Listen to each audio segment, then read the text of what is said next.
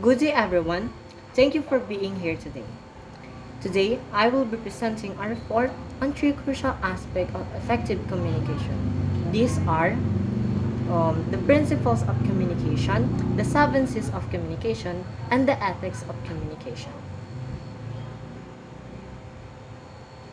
Whether you're a student, a professional, or someone in a leadership role, mastering these elements will help you communicate more clearly, respectfully, and with greater impact. Let's begin with the principles. The principles of communications are guidelines that help us craft and deliver messages more effectively. When followed consistently, they make our communication clearer, more engaging, and more successful. Principle of communications has 9 parts. These are the half of it. Know your audience, know your purpose, know your topic, anticipate objections, and follow through on what you say. First is the know your audience. Tailor your message based on what you are trying to. A message to professionals should sound different from one aimed at beginners. The more you understand your audience needs, background, and expectations, the more relevant your message becomes. Know your purpose. Always be clear about what you are trying to achieve.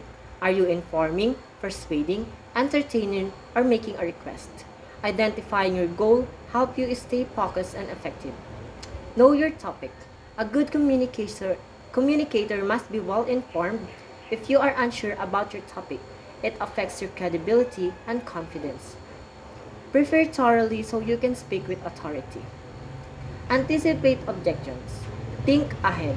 What questions or concerns might audience have? Addressing this before they even ask shows that you are thoughtful and prepared. Follow through on what you say. Communication is more than words. It is also action. If you promise to follow up or send information, make sure you do it. This builds trust and professionalism.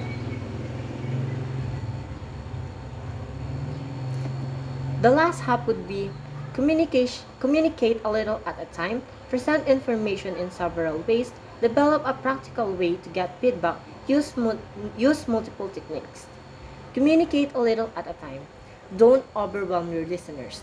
Break down your information into a smaller, digestible part so your audience can absorb it more easily. Present information in several ways. People learn in different ways. Use a mix of explanations, visuals, examples, and stories to help make your point clearer and more memorable. Develop a practical way to get feedback. Feedback helps you improve. Encourage questions, use surveys, or simply ask for input to see how your message was received.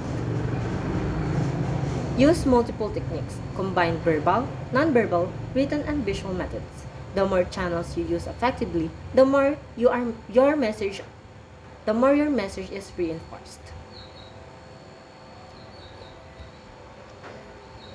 So let's move to the second topic, the seven C's of communication. These are characteristics that ensure your message is both understood and effective. The seven C's of communication includes clear, concise, concrete, correct, coherent, complete, and courteous. The number one would be clear. Say exactly what you mean. Avoid vague language or jargon. The clearer your message, the less room there is for misunderstanding. Concise. Keep it brief. Say what's necessary and leave out what's long. Long-winded messages can lose your audience attention. Concrete. Use specific facts and examples. A statement like productivity increased by 15% is much stronger than productivity got better. Correct. Make sure your grammar, facts, and tones are accurate and appropriate. Mistake can damage your credibility and confuse your audience. Coherent. Your message should be organized and logical.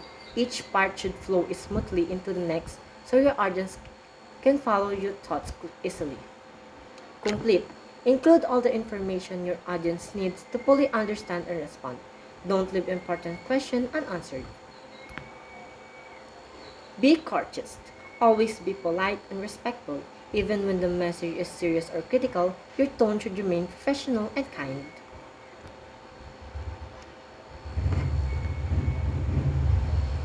Lastly, we have the ethics of communication. This is about doing what's right when we interact with others. Ethical communication builds trust, promotes understanding, and ensures respectful dialogue. Let's explore key principles of ethical communication.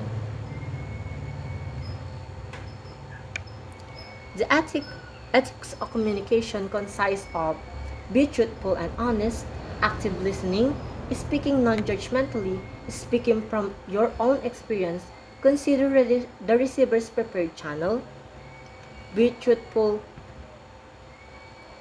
to understand, avoid negative tone, do not interrupt others, respect privacy and confidentiality, accept responsibility. The first one would be truthful and honest. Honesty is essential. Avoid exaggeration or withholding important details. Being truthful helps build trust and credibility. Practice active listening. Listening is just as important as speaking. Don't just wait for your turn. Truly, try to understand what the other person is saying or the receiver.